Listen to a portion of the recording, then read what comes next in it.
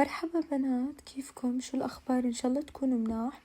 اليوم حبيت أشارككم بهذا الفيديو يومي.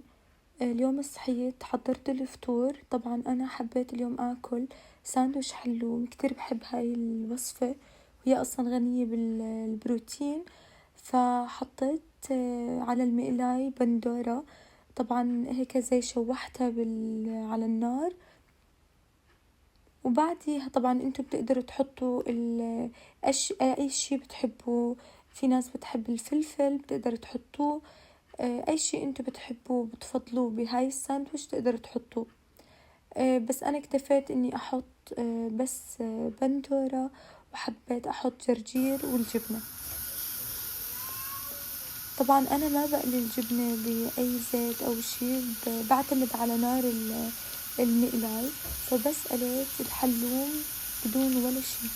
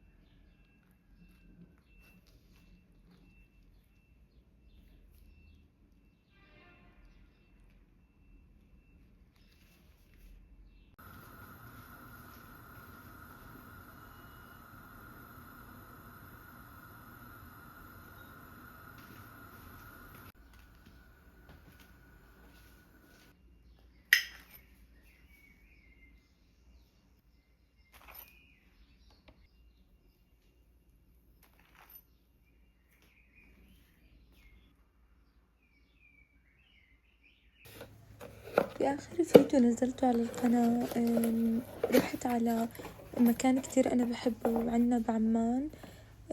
كتير بحب إني أشتري من عنده كل أغراض البيت. فهدول المشتريات اشتريتهم من عنده. هو كتير بجيب أي شي ترند بكون عنده. فجبت هدول الكاسات كتير حلوين. هدول اسم الكاسات الفصول الأربعة. فأنا جبت نوعين من يعني ما جبتهم كلهم، جبت بس 2 كتير حبيتهم. وجبت هدول كمان بس هدول من محل تاني كتير حبيتهم. جبت أكتر من شغلة، جبت كاسات وجبت أشياء للضيافة. طبعا أنا من الناس اللي بتعرفني أنا كتير بحب المجات وكتير بحب الكاسات، فدائما بشتري الأشياء الغريبة. فهدول اللي اشتريتهم من هذا المحل.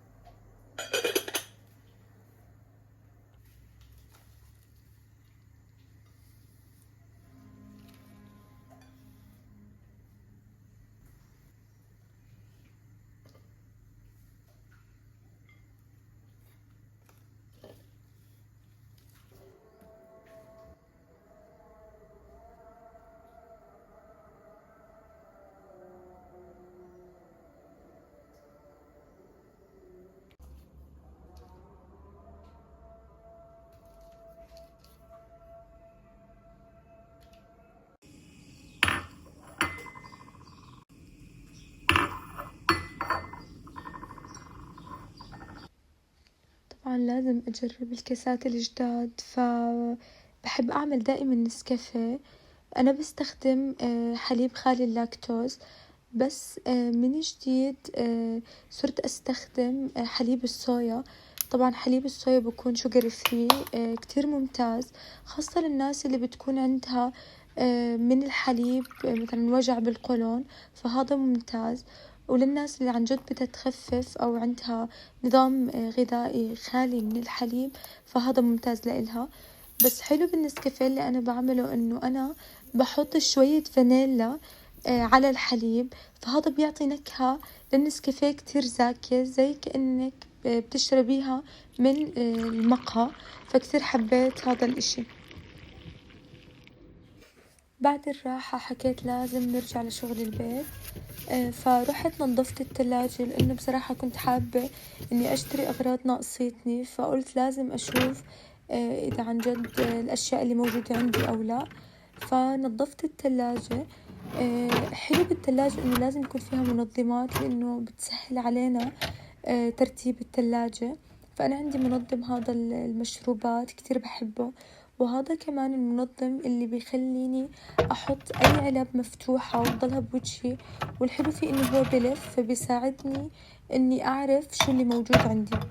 فأنا دائما بحط فيه الأشياء اللي كتير باخدها، اللي هي رب البندورة والتطلة يعني أي شيء أنا دائما بستخدمه. وهيك صارت التلاجة بعد ما نظمتها ورتبتها.